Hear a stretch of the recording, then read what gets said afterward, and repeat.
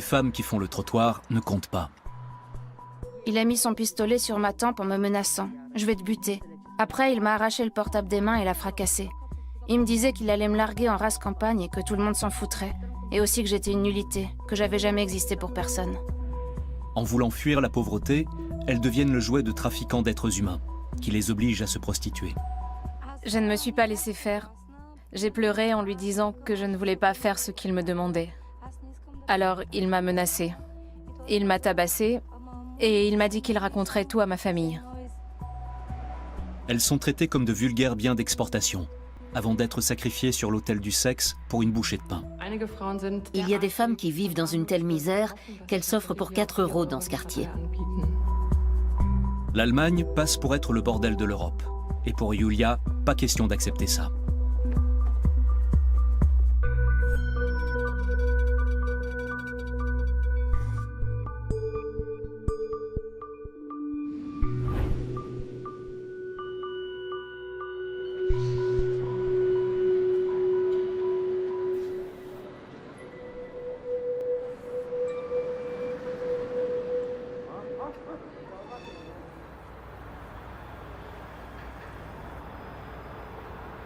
Julia Wege est là pour elle. Sans son aide, Sacha et Ellie ne seraient jamais sortis des griffes de leurs souteneurs. Elles viennent de Bulgarie et ont grandi dans un village dans la plus grande pauvreté. Elles se sont amourachées d'hommes qui leur ont fait miroiter une vie ensemble dans l'opulente Allemagne. Ce n'est qu'une fois débarquée à Mannheim, une ville du sud-ouest de l'Allemagne, que Sacha a appris ce qui l'attendait. Bien sûr que je n'étais pas d'accord. Il a menacé de me descendre et de faire disparaître mon corps. Il m'a séquestrée pendant 2 ou 3 jours, et puis après, il m'a flanquée sur le trottoir. Quand j'y repense, je suis absolument sûre qu'il avait tout prémédité. Mais comme j'étais amoureuse, je n'y ai vu que du feu. L'amour rend aveugle. Amour toujours. C'est la litanie de la méthode des lover boys. Les coups viennent après. Il faut bien asservir ses proies.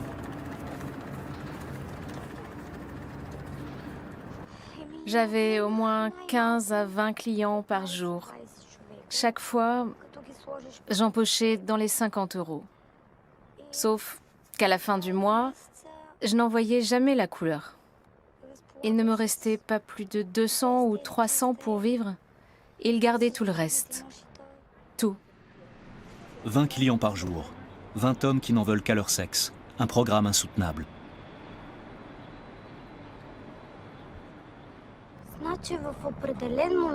Dès que le type entre dans la chambre, tu débranches ton cerveau.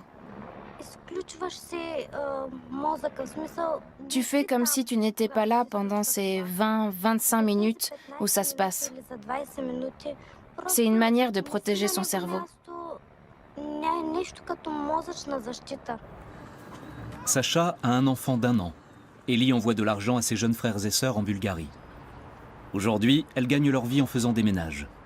Elles ne roulent pas sur l'or, mais au moins, elles ne vendent plus leur corps. Sans Julia, elles ne s'en seraient jamais sorties, insiste-t-elle.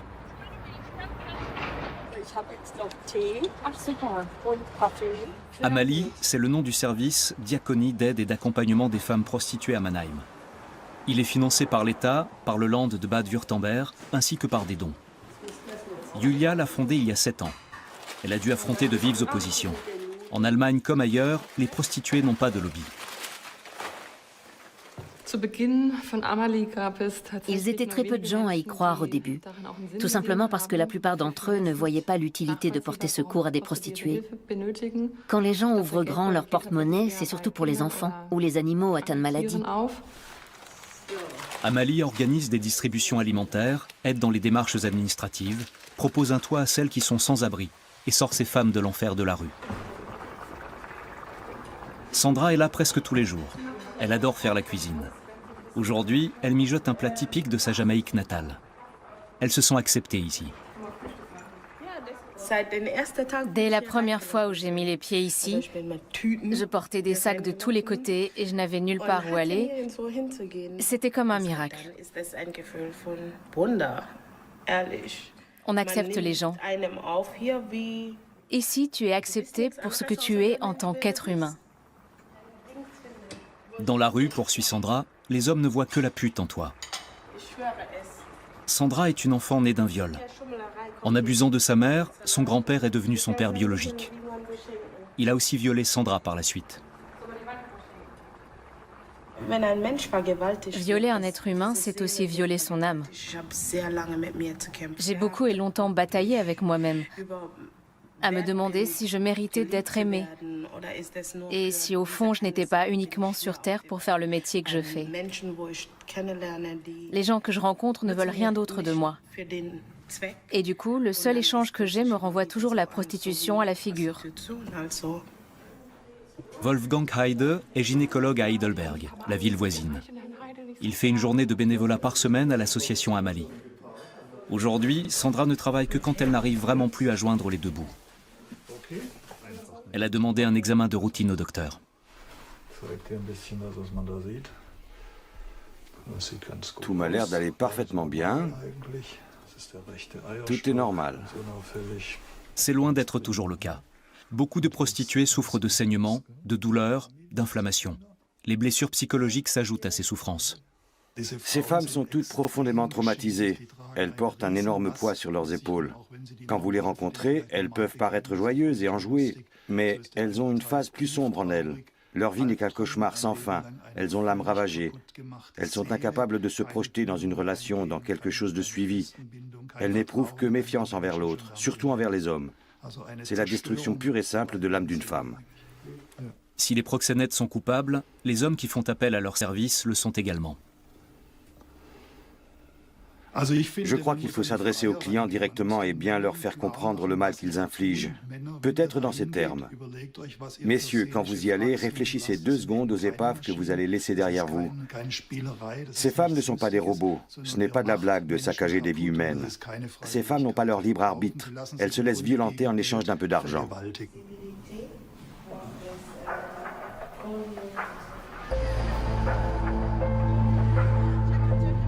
Le quartier de Neckarstadt-West à Mannheim est une mosaïque de 23 000 habitants et 160 nationalités. La majorité d'entre eux n'a qu'une hâte, en repartir. Il n'y a presque pas de travail. Les logements sont souvent délabrés et néanmoins hors de prix. Le quartier est classé zone rouge, mais la prostitution y bat son plein.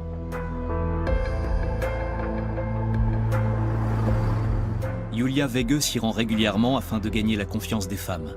Mais c'est loin d'être gagné. Elles ont importé cette conception de leur pays d'origine et pensent qu'on peut soudoyer la police, qui n'est d'ailleurs pas là pour les aider.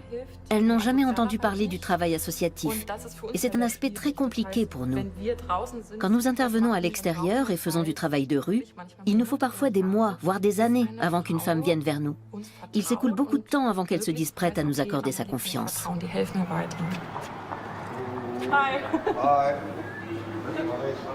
On peut rentrer ? Oui, oui, entrez.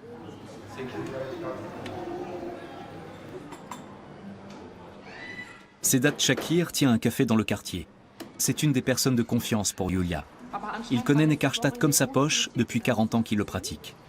Pourtant, à la naissance de sa fille, il a déménagé sans hésiter. Je ne pourrais pas voir mon enfant grandir dans ce quartier. Et pourquoi pas ? C'est dangereux. De quoi tu as peur exactement ? Tu sais le nombre de gens qui se font dévaliser dans la rue chaque semaine? On leur pique leur portable, leur argent, leur sac. Ça pourrait aussi bien arriver à ma femme ou à ma fille. Sedat raconte aussi qu'un meurtre a été commis juste devant son café il y a 1 an. Quant à la prostitution, elle continue comme si de rien n'était. Je crois que tout se passe en privé. Avant, c'était officiel. Et maintenant, c'est dans l'illégalité. Les affaires tournent bien et c'est généralisé. La rue, les hôtels, les appartements, tout est bon. Quelques pâtés de maisons plus loin, tout est à l'arrêt. La pandémie est passée par là. Les bordels du quartier chaud de Mannheim ont baissé le rideau. Quelques propriétaires en profitent pour rafraîchir leur établissement.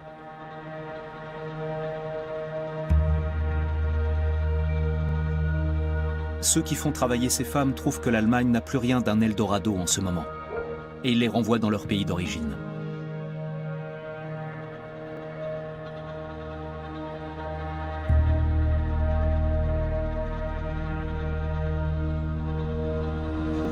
Roumanie notamment. Les tarifs sont moins élevés qu'en Allemagne, mais l'activité se poursuit sans encombre. La prostitution y est illégale, mais la police ferme les yeux ou se sert au passage. L'ancien pays de l'Est est l'un des plus corrompus d'Europe.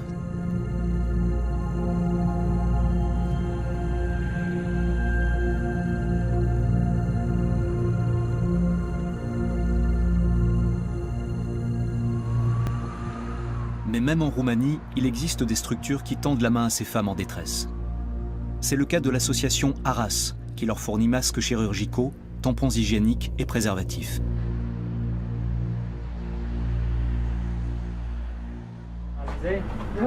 Mirella a peur d'être contaminée par la Covid-19.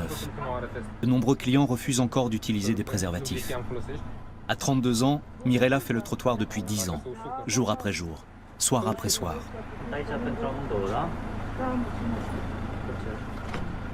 Je ne trouve aucun travail ici. J'ai bien essayé de me faire embaucher, mais ça n'a pas marché. Quand je vais à un entretien, on me dit qu'on va me rappeler le lendemain, et puis plus personne. Je continue de faire le trottoir. Je ne gagnerai rien sinon. Et je dois bien payer mon loyer et acheter le minimum comme la nourriture et les vêtements. Je ne peux pas faire autrement car je n'ai aucun revenu. La rue, sinon rien. Le dénuement des femmes prostituées est beaucoup plus criant en Roumanie que dans les pays de l'ouest de l'Europe. Selon Dan Popescu, personne ne ferait cas d'elle si elle rentrait au pays. La prostitution reste un sujet tabou en Roumanie.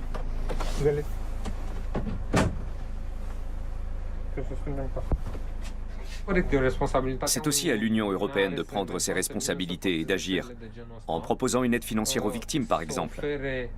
Si elles sont renvoyées dans leur pays, elles se retrouveront exactement dans la situation qui leur a fait fuir la pauvreté. Elles ne seraient pas parties si tout s'était bien passé pour elles ici. Elles retourneront de toute manière dans les pays où leurs services sont mieux payés, que ce soit l'Allemagne, la Suisse, la Belgique, la France, ou encore dans celui où leur souteneur les a prostituées. Là où il y a une demande et des possibilités, quoi qu'il en soit. En Europe, 60% des femmes prostituées viennent de Roumanie et de Bulgarie. Presque la moitié d'entre elles sont mineures.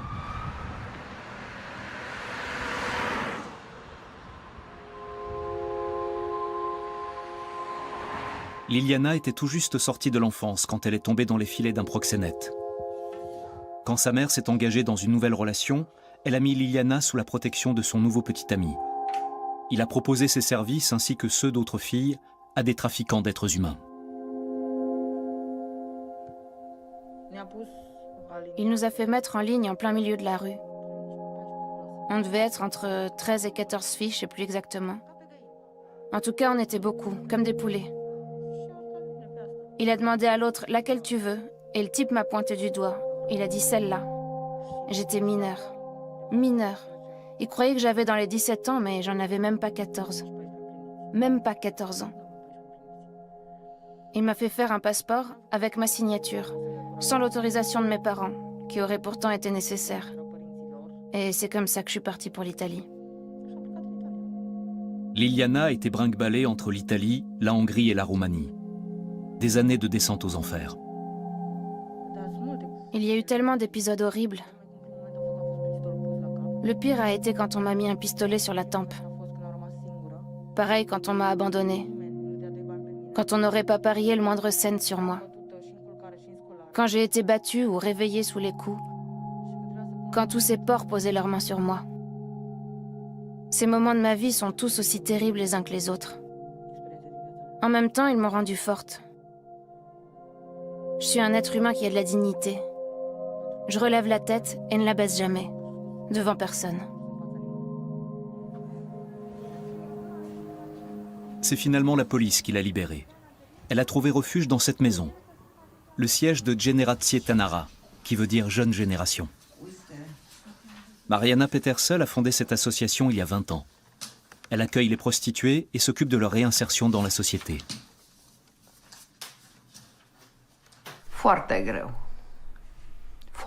C'est si dur pour ces jeunes filles.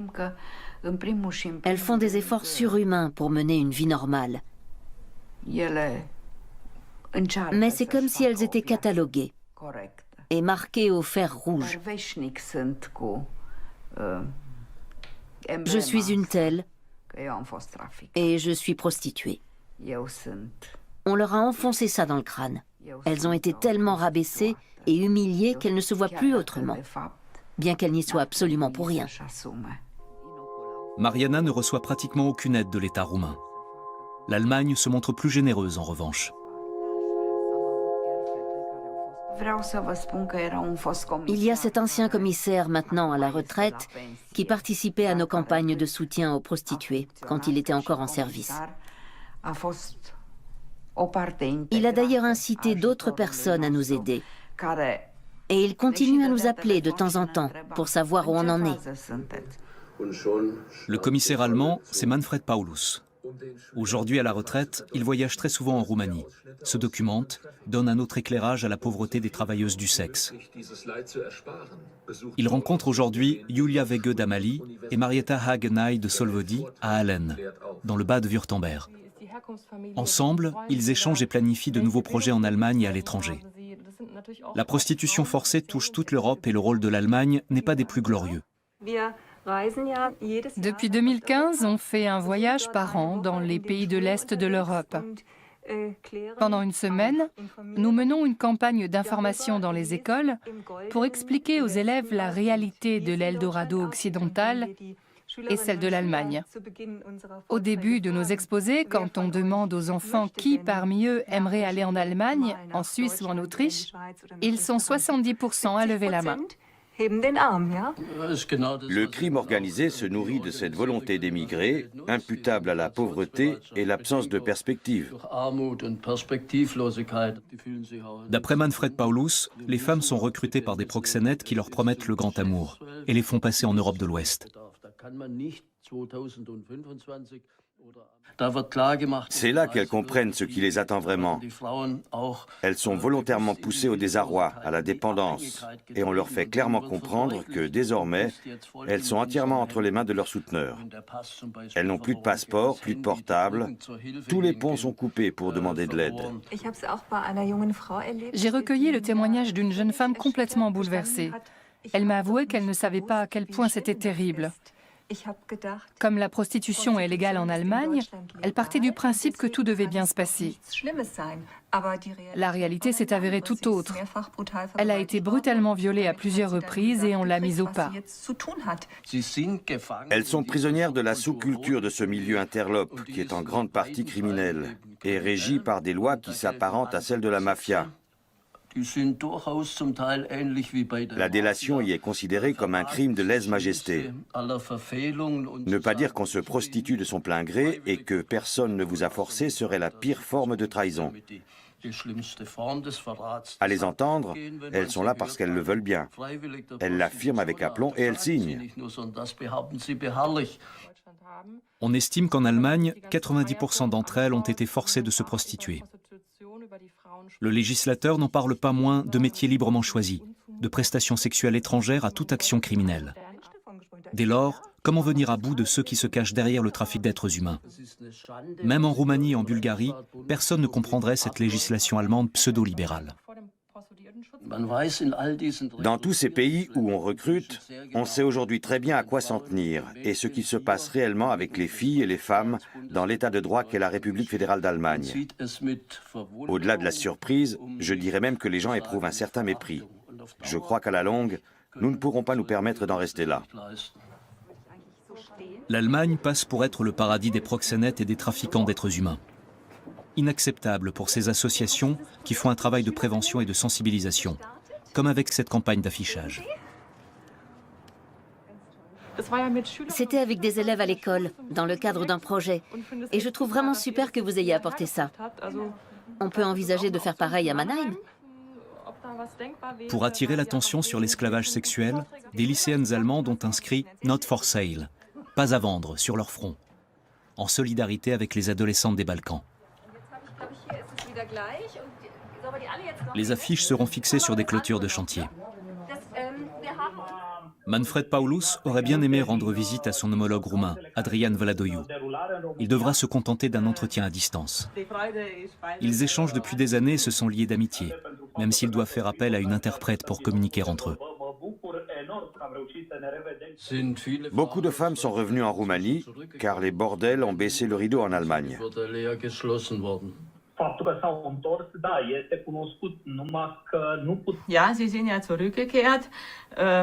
Elles sont revenues, mais elles n'ont pas été déclarées. Elles n'entrent pas dans les statistiques. Mais on constate que la prostitution de rue a augmenté en Roumanie.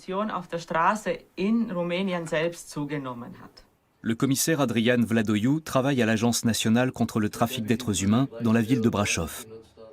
Ses services administratifs accompagnent les victimes au procès et les met en contact avec les organisations humanitaires.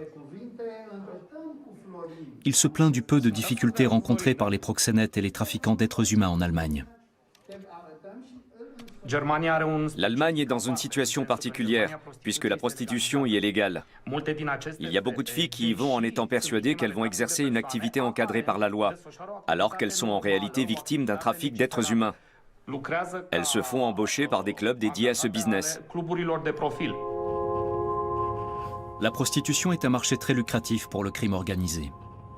Contrairement aux armes et aux stupéfiants, la marchandise qu'est le corps humain ne coûte rien et elle est recyclable à volonté. Celles qui échappent à cet enfer ont beaucoup de mal à retrouver le chemin d'une vie normale.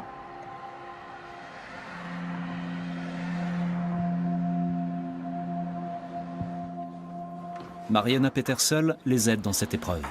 Elle leur offre un toit et la sécurité. Nicoletta et Anouka s'activent au fourneau. Nicoletta a été vendue à un proxénète par son beau-père. Anouka a été libérée de la prostitution avec son fils de 6 ans. L'enfant a partagé le supplice de sa mère pendant de longues années. Tu n'es pas heureuse avec nous? Mais si, je suis contente. Vraiment? Tu es contente maintenant? Oui, Mais au début, tu avais peur. oui, Tu avais peur? oui. Et tu avais peur comment? Anouka a toujours pensé que quelqu'un voulait lui prendre son petit. C'est très difficile à vivre. Et jusqu'à aujourd'hui, elle ne parvient pas à s'enlever cette idée de la tête, bien que son fils soit déjà grand. Mariana Petersel ne chôme jamais. Aujourd'hui, elle veut retrouver une jeune fille qui a été vendue en Allemagne et qui est censée être de retour en Roumanie. Elle quitte Timișoara pour la campagne.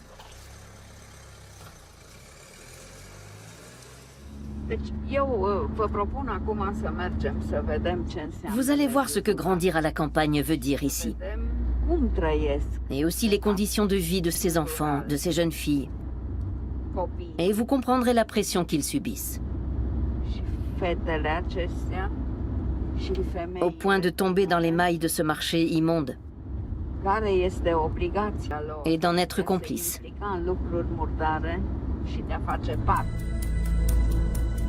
Avec la Bulgarie, la Roumanie est le pays le plus pauvre de l'Union européenne. Le taux d'alphabétisation est très bas, le chômage très élevé. À la campagne surtout. Les femmes n'ont pas d'avenir ici. Elles sont des proies faciles pour les trafiquants d'êtres humains.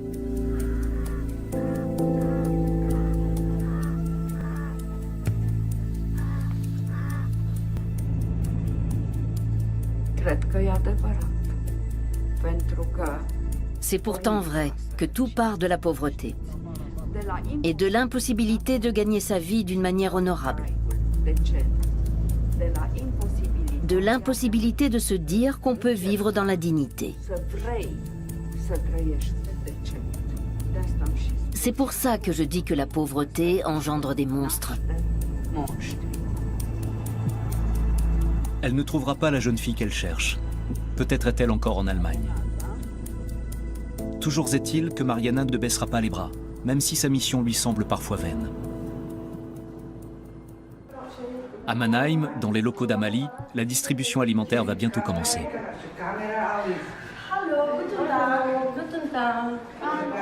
Les femmes qui sont venues travaillent dans le quartier. On a fait une collecte et voilà les dons qu'on a reçus. Je vous en prie, servez-vous. La prostitution, le lot des plus déshérités. Ces femmes viennent de pays comme la Bulgarie, la Roumanie, l'Albanie ou la Moldavie, les parents pauvres de l'Europe. 90% des femmes prostituées en Allemagne viennent de l'étranger. Nombreuses sont celles qui travaillent dans l'illégalité. Elles n'ont ni logement, ni couverture sociale. Elles ne sont même pas enregistrées. Certaines sont suivies par Julia depuis des années. Dans notre quartier, nous avons beaucoup de femmes qui se vendent à des tarifs très bas. Pour elles, ça représente parfois beaucoup d'argent, mais il faut qu'elles enchaînent les clients. J'ai connu des femmes qui en avaient jusqu'à 40 par jour. Sofia a une fille de 7 ans, restée en Bulgarie chez des parents. Dès qu'elle le peut, elle lui envoie de l'argent. Elle souhaite que sa fille connaisse une vie meilleure qu'elle. Sa famille ignore la source de ses revenus.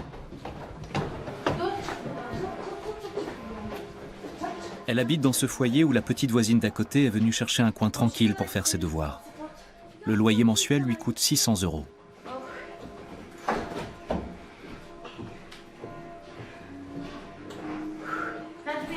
En haut, on reçoit les clients, tandis que le niveau inférieur abrite des enfants. À cet étage, 20 personnes se partagent la cuisine, les toilettes et la salle de bain.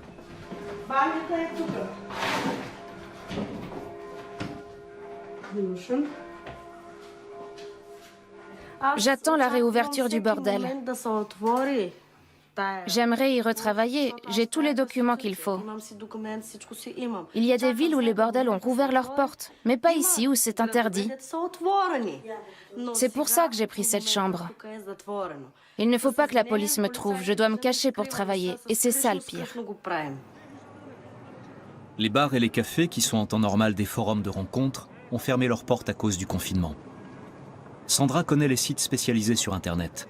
Il y a Ladies, Sugar Daddy ou encore Kaufmisch, achète-moi. On peut même passer par Facebook ou WhatsApp pour arranger un rendez-vous.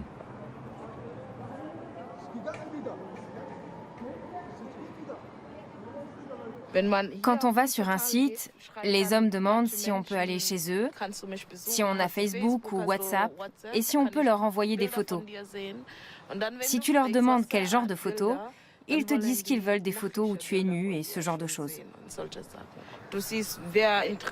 On peut voir qui a regardé nos photos. Les hommes intéressés nous contactent, ou c'est nous qui le faisons.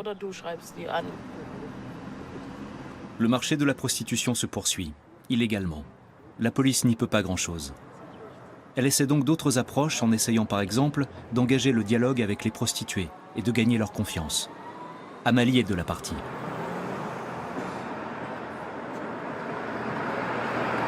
Le chef de la police de Mannheim s'est rendu dans ses locaux. Andreas Stenger connaît bien le milieu dans lequel il a lui-même enquêté pendant de longues années. Avec Julia Wege, il veut essayer d'aider des femmes à s'en sortir. Et la crise du coronavirus en est peut-être l'occasion.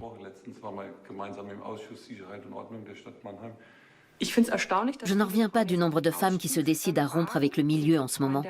Actuellement, on s'occupe d'environ 13 d'entre elles qui ne supportent plus leur situation, mais sont en quête de nouvelles perspectives. Ces femmes prêtes à témoigner de ce qu'elles ont vécu et à passer à autre chose doivent savoir qu'elles peuvent nous faire confiance. On a besoin de leurs déclarations pour remonter jusqu'à ceux qui tirent les ficelles et se font des ponts d'or sur leur dos. Et pour nous, dans la police, ce n'est pas gagné avec la loi sur la prostitution en vigueur. Aux yeux de la loi, les prostituées sont des prestataires de services, au même titre que les infirmières. L'intention est bonne, sauf que la légalisation de cette activité n'a pas permis d'endiguer la criminalité du milieu qui l'encadre. Et les clients devraient eux aussi être ciblés.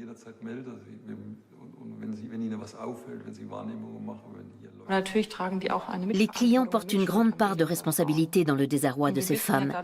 Nous savons par ailleurs que les tarifs ont tellement chuté avec l'afflux de prostituées venues de l'étranger que chacun a accès à ce genre de service. Je suis toujours très étonnée de voir que des hommes de plus en plus jeunes y ont recours. Alors il faut faire comme en Scandinavie, où on incrimine les clients qui sont allés voir des prostituées. Ils sont pénalisés et mis devant leurs responsabilités. Il faudrait les associer eux aussi. Sur qui je peux compter?